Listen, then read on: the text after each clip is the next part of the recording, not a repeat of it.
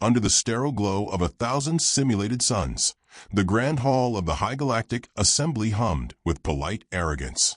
7 species circled the floating table, each cloaked in silks, scales, or neural light, each claiming intellectual supremacy. A cluster of Telvorian archivists clicked their mandibles in syncopated amusement, while the towering Chiraxi Chancellor reclined with casual disdain, bored by the endless shuffle of minor border disputes and diplomacy theater. Then the Chictari general placed a cube on the table. It flickered, projected a single rotating image: a man. Average height, earth-tone skin, no armor, a loose jacket, mismatched boots, dirt-smudged face, calm eyes. The Chiraxi Chancellor sneered. "You summoned the Imperial Conclave for a mammal in thrift garments?" The general's voice slithered with restraint. "This one was found 3 light spans past the demilitarized zone, near our shipyard at Skarn Rift. Unarmed, alive, humming. He surrendered by offering coffee." There was a pause. Then laughter, genuine, contemptuous. "He offered coffee," chuckled a feathered diplomat from Kion Cluster. "What were the grounds?" "Ah, pun intended." The cube zoomed into the human's eyes.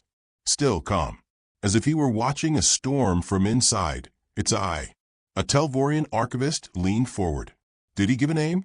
The Chictari responded without inflection. "He claimed not to remember. His uniform was unmarked. But we found a name scratched into the interior of his boot. Latin characters. Baba Yaga." The laughter faltered. Several heads turned. A Telver historian paled, his feathers rising like static. "You must be mistaken. That's an Earth myth. A witch of the woods." "Not a witch," the general said. "A ghost. They say he hunts quietly, politely, leaves warnings before storms." Silence crept through the chamber like a fog. The Chiraxi broke it with a scoff. "Mythology, superstition, mammalian propaganda. This is just another human scavenger." The cube shifted, now showing surveillance footage. The man, early 40s in Terran years, sitting inside a transparent containment cube, humming softly. He tapped his boot rhythmically and blinked slowly, like he was counting something. He looked harmless, forgettable, and yet. The Telver archivist stared. "His biometrics?" "Abnormal," the Chictari answered. "Resting heart rate, 38. Adrenal response, delayed. Neural patterns, irregular. Either he's terrified, or tranquil to a degree we can't measure. Or he's watching." The Chiraxi hissed in irritation. "Put it under sedation. Study its cortex. I want to know why it's so entertaining." But a younger Kion delegate tilted her head. "What if he's not a specimen? What if he's a messenger?" The older species turned to her in unison, dismissive. "A messenger? Sent unarmed into Empire territory," one scoffed. She held her voice steady. "That's what worries me." Deep inside the observation deck, the human sat cross-legged on the floor, sipping what passed for hot liquid in alien hands. The mug was oversized. The taste was interesting, not terrible. The glass wall before him reflected his image faintly. Aged, unshaven, wiry. His hands trembled just slightly, whether from cold or memory, no one could tell. He wore a small, polite smile that made the security staff uneasy. An automated translator, shaped like a floating jellyfish, hovered by his ear. A Telver psychologist entered, flanked by 2 silent drones. Her voice filtered through the translator, smooth and emotionless. "Do you know where you are?" The human looked up. "Interrogation room 3, slightly north of Arrogant. Temperature's too warm, but the ceiling's nice." She blinked, not used to sarcasm. "Your name?" He tilted his head. "I've had a few. Pick one you like." She blinked again. "We found the name Baba Yaga on your boot. Is that yours?" "Could be." He sipped. "You know, on Earth, they say she lived in a house with chicken legs. Terrifying architecture." She didn't laugh. "We don't understand your species," she said finally. "That's mutual," he said, smiling. "But I hear your snack selection's top-notch." A soft alarm pulsed once, unheard by the psychologist. The human's gaze flicked once toward the ceiling, and then back, smile unchanged. You were found unconscious near our military site, she continued. Explain. I got lost. Hiking. Space hiking. That's not. You ever been hiking? He interrupted gently. She blinked. I am not equipped with legs. He nodded solemnly. That'll do it. She stood. We'll continue this tomorrow. Looking forward to it, he said, raising his cup. Try chamomile next time. This one tastes like processed regret. Meanwhile, in a darkened sublevel, the ship's internal diagnostics were flagging anomalies. Small things. Impossibly small. Air ducts sealed and reopened. Door codes flashed outdated numbers. Power consumption dipped in half-second intervals. One of the cleaning bots vanished entirely. A junior engineer noticed and flagged the report to his superior. The superior deleted it. System lag, he said. Probably a bug. They didn't even give the human a comlink. Relax. But somewhere in the waste reclamation shaft, a panel opened. Something crawled out, human-shaped, wearing the same face as the one in the glass cube. Or perhaps the real one. Back in the council chamber, arguments flared. This is a waste of resources. It's reconnaissance. It's a distraction. It's psychological warfare. We don't do psychological warfare, snapped the Chiraxi. That's mammalian nonsense. But the Telver historian remained pale. He pulled up old Earth records, ones heavily redacted, some nearly erased. Operation Ice Garden. Incident at Theta 9. The Jupiter Accord collapse. Each with one matching element. An unregistered Terran agent who vanished post-mission. Same build. Same eyes. Same silence. He closed the file slowly and looked up. We didn't capture a man, he said. We captured an omen. In the observation deck, the human lay on his back now, hands behind his head. He whistled low, an Earth tune. Maybe blues. Maybe something older. A voice crackled from the overhead intercom. Do you require anything, Subject 37A? He smiled.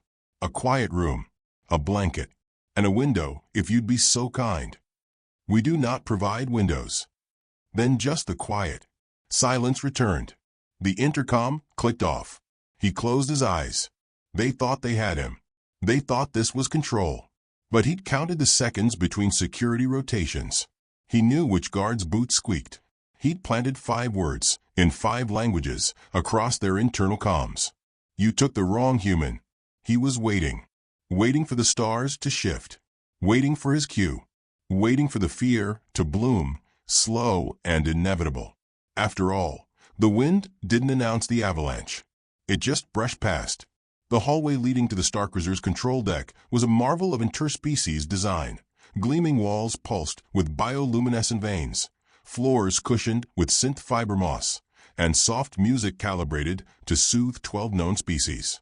And yet, every step the human took echoed with quiet tension. Not from his boots, he walked barefoot, hands loosely bound in front of him, but from the way he held himself. Like a man walking into a library, not a prison. The Chiraxi escort towered beside him, sneering from 2 vertical mouths. You mammals pretend to be civilized, but your eyes are too loud. You look at everything like it's a challenge. The human glanced up calm. That's probably because I'm short. The alien grunted. They entered the chamber. Sleek, circular, lit from the floor upward like a ritual pit. At its center stood the ship's first officer, a 4-armed Glavian named Cornvier, who wore a long coat with too many buttons and too little humility. Subject 37A, Cornvier said, not looking up. You are in violation of multiple interstellar border accords. Your presence near the Scarn Rift constitutes an act of espionage. I was hiking, the human offered helpfully, on a restricted weapons testing corridor. I was very lost hiking. The Glavian turned at last, sharp teeth glinting. You will be restrained, scanned, and questioned by force if necessary. The human exhaled softly. Before that, could I ask for a cup of tea? Chamomile if possible. Cornvier blinked. You're mocking this tribunal. No, sir. I'm trying to stay hydrated before your people start poking at my spleen. Laughter scattered from the edges of the room, and in turn, perhaps, or someone too new to know better. Cornvier growled. Take him to level 7. Sedate him. 2 drones hovered closer. The human gave them a long, polite look. Please don't. He didn't raise his voice, didn't move. But something in the room moved anyway. The drones faltered midair. One dropped with a low whine. The other veered off course and hit the wall with a hiss. The lights dimmed for 2 seconds, just enough to shift the air, just enough to turn tension into dread. Corin VA snapped. Control, containment breach? Report. No answer. The Chiraxi escort drew a neural pike. What did you do? I asked nicely, the human said. He brought his hands apart, and the restraints clattered to the ground. Cut clean through, not broken.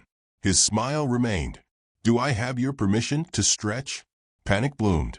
The Glavian slammed a button, locked down the ship. But the console flickered, then changed. Displayed a cheerful Earth font. Systems in courtesy mode. Please stand by. He stepped toward the door. The Chiraxi moved to block him, lunging with the pike. The human pivoted, snatched it mid-thrust, and flipped the 7-foot alien with disturbing elegance. The pike fell harmlessly to the floor, and he returned it with one hand. Don't want anyone getting hurt, he said gently. Then he walked out. No alarm sounded. No auto turrets activated. The cameras turned to follow him, then fizzed into static. Somewhere on level 4, a group of alien engineers stared at a monitor that now played Terran jazz and looping footage of a cat knocking over cups. In the command center, Admiral Garros, an insectoid strategist with a shell like polished stone, was mid-conference when the transmission blinked out. He tapped his antenna. Visual is down. Sound. No sound, Admiral, came the reply. Just lounge music and this note. The assistant pulled it up. The message read, Hi, you locked me up. I let myself out. Don't worry, I won't make a mess. Unless you make me. B.Y. Garros froze. B.Y. One of the analysts gulped. Sir, there's an old Telver file, only ever referenced once. Something about a Baba Yaga incident. That's superstition. Sir, we're reading system-level overrides. External feeds rerouted. Power relays rewriting themselves. And he's headed toward the bridge. Down in the armory, 6 guards prepared a security net. Plasma cuffs. Sonic dampeners. EMP fog. None of it helped. They didn't see him approach. He didn't shoot. Didn't shout. He whispered. And they collapsed. Not dead, just removed. Temporarily. Strategically. When the next team arrived, they found 5 pairs of boots, neatly stacked. The 6th pair hung from the ceiling fan, gently turning. A note taped to the wall said, You're next. But only if you keep trying. Bridge security was doubled. Tripled. Automated defenses stood at full readiness, and the crew watched all corridors with overlapping drones. The air crackled with anticipation.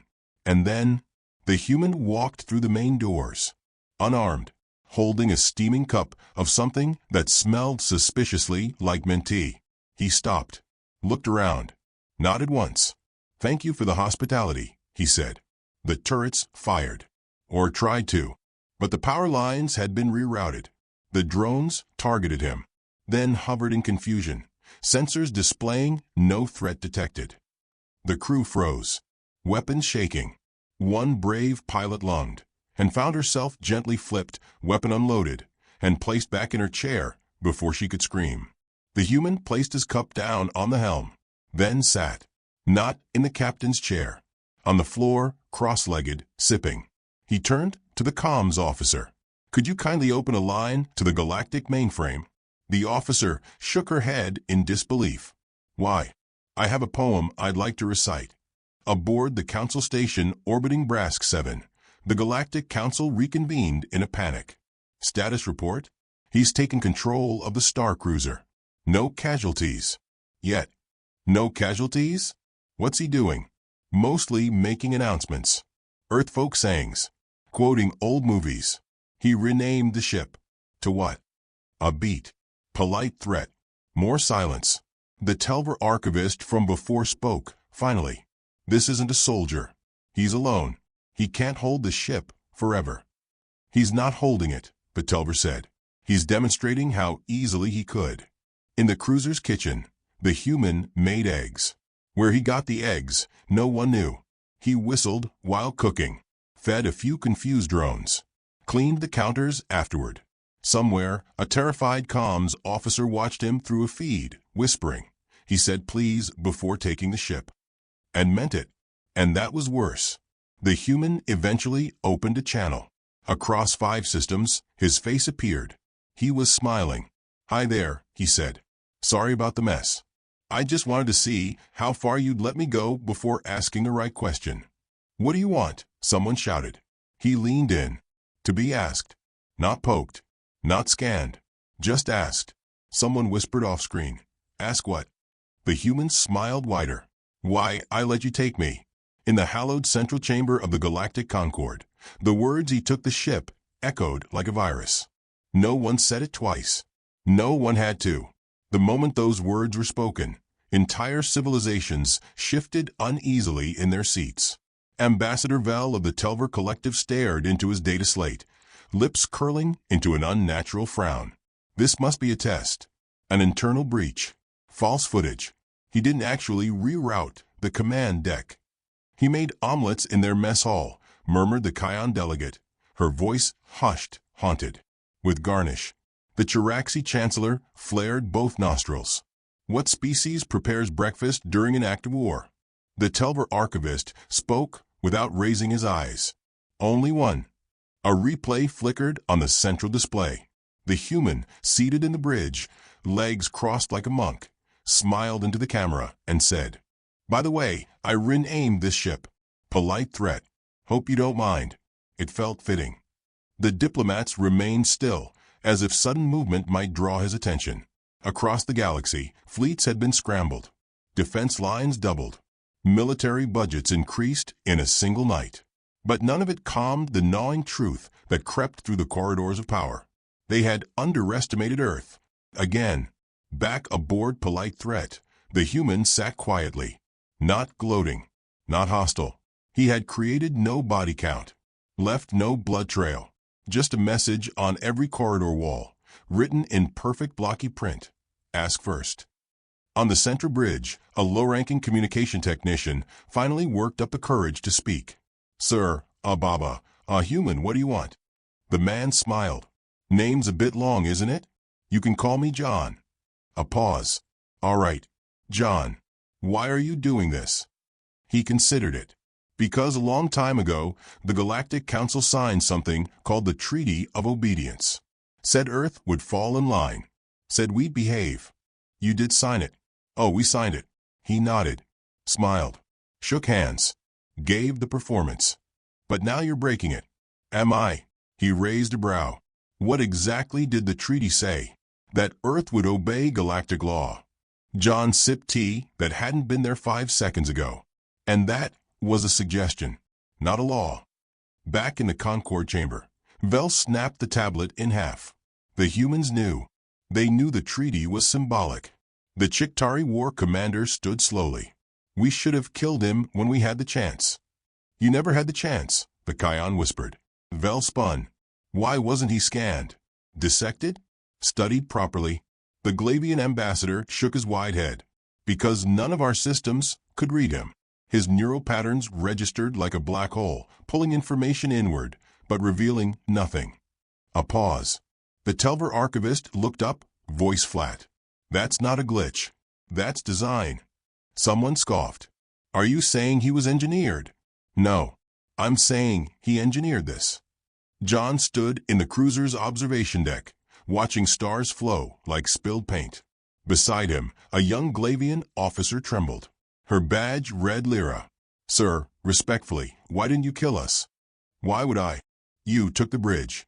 I took the chairs, he corrected. There's a difference. She looked at him. Really looked. We thought humans were emotional. Loud. Unstable. Oh, we are. He smiled. But we've had a lot of practice pretending we're not. She swallowed. You planned this. I planned a response. You see, you made the mistake of thinking we forgot history. But we're just quiet about it. About what? The time you tried to lobotomize our diplomats. The time you deleted our colony from the archives. The time you sent a treaty that wasn't a treaty. Lyra's lips parted. We didn't think you remembered. John turned, eyes now devoid of charm. That's the thing about humans. We forgive everything, until we don't. And when we don't forget. We study. We memorize. We prepare. He paused, voice softening again. You took me thinking I was weak. But you took me because I let you. In a secure archive 3 levels beneath the council hall, the Telver archivist opened a forbidden file. Its title, Project Yaga. Locked for 98 years. Inside, reports from the first contact skirmish. Photographs of destroyed colonies. All with one common factor. 0 living human soldiers found. Only the aftermath remained. Precision, silence, messages written in bloodless paint. One report simply read, "Do not wake the witch if you do not know what she dreams." Another noted, "They don't attack. They finish." The final entry included a set of coordinates, linked directly to Earth's oldest prison satellite. The last known recording was just a single sentence, spoken in an untraceable voice. Release the Baba Yaga when diplomacy fails. Meanwhile, John opened a public channel, galactic-wide. Across thousands of star systems, a single image appeared. His face. Calm. Collected. "Good evening," he said. "Don't worry, this isn't a declaration of war. This is a declaration of consequence." He leaned forward. "We humans may be messy, chaotic, weird little creatures. But we listen, and you've been very, very loud." Pause. "You treated our treaty like a leash. That was your mistake. We saw it as a handshake. You broke the fingers behind it." He smiled. "I'm just here to remind you. Humans don't pull triggers fast. But when we do, we never miss." He blinked once. "Oh, and by the way, I'm not alone." The screen cut. Back in the council chamber, panic rippled like a wave. What does he mean, not alone? The Glavian ambassador checked her comms. 7 ships, human signature, just entered outer orbit around Vexor Prime. The Chiraxi chancellor roared. "Mobilize fleets. Prepare retaliation." The Telver archivist shook his head. "No, don't attack." "Why not?" "Because this isn't war. This is audit." And then the stars shifted again. Every major planetary trade route began to scramble with failures. Navigation systems rerouted traffic through dead sectors. Communication lags increased. Supply drops vanished. Earth didn't attack. Earth unplugged them. A bored, polite threat. John laid on his back again, staring at the ceiling.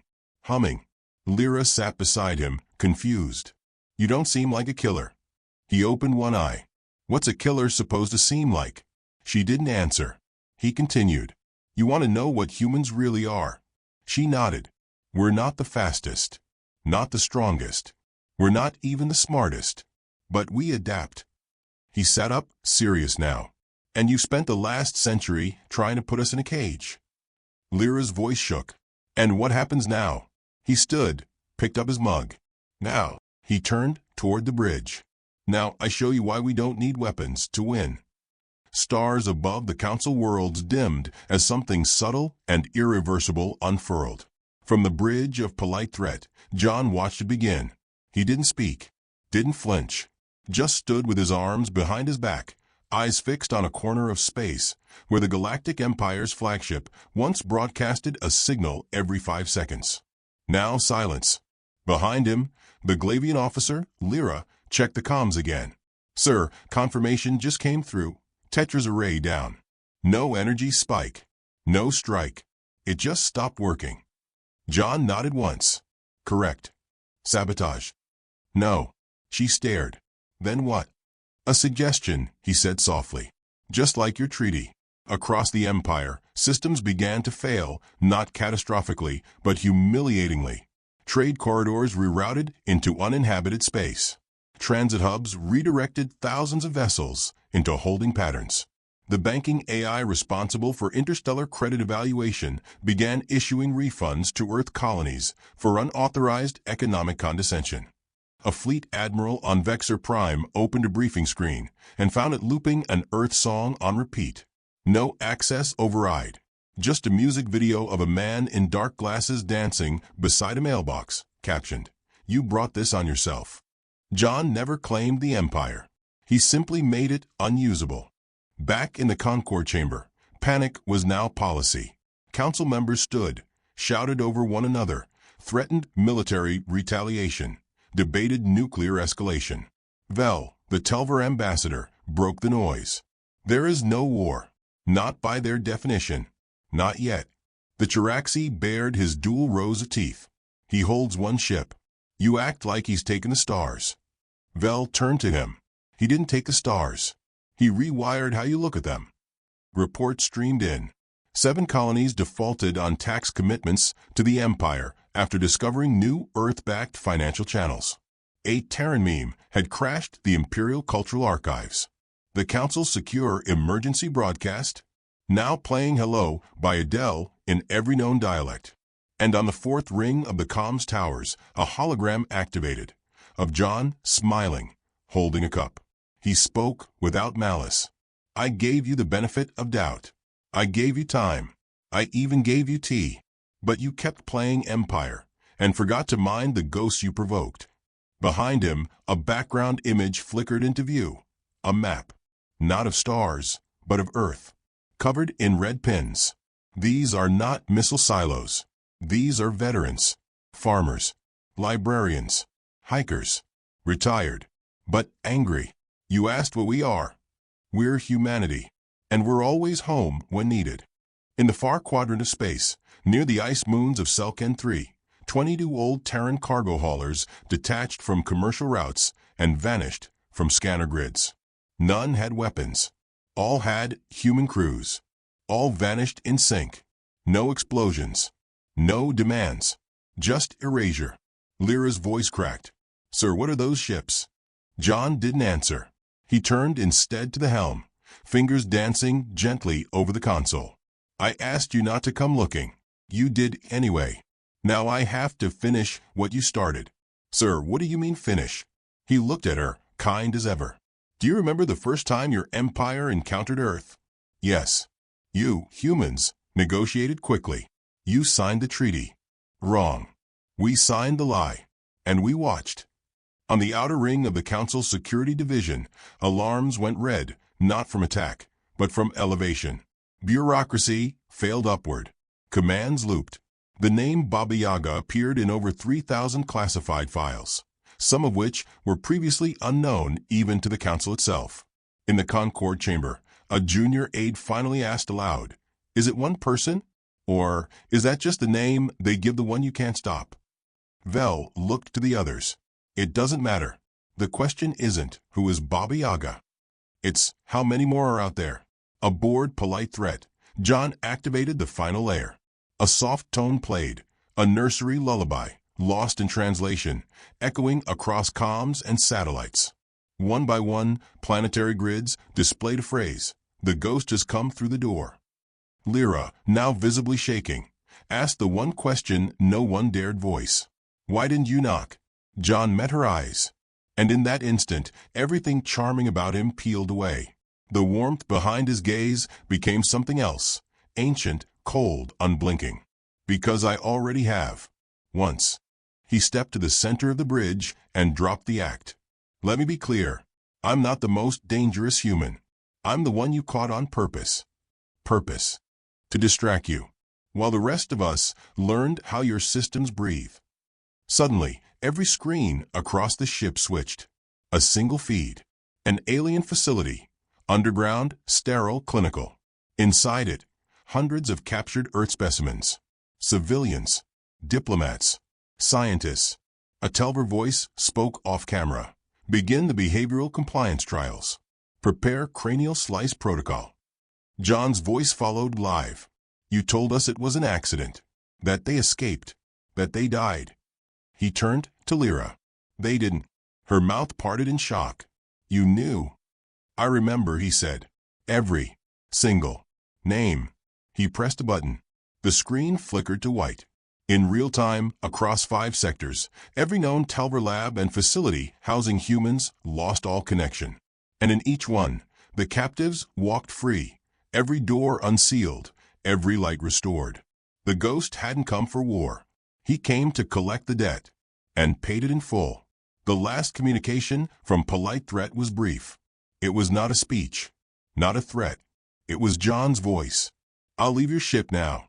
Not because you forced me to, but because I have better places to haunt. Then, static. 10 minutes later, the star cruiser docked itself gently at a neutral orbital station. Not a single crew member was harmed. Not a single system was sabotaged. And yet nothing functioned quite the same afterward. On Earth, somewhere in a bar too small to have a name, an old man in a faded coat nursed his tea while watching static on a portable monitor. He smirked, then shut it off. Behind him, another man approached. Was it worth it? The second man asked. John turned slowly. They don't learn by warning. They learn by loss. Will they come back? John stood, stretched. Not twice. Not to me. The other man chuckled. You sure they know who you are? No, John said, walking out into the cold. But they know what I am now.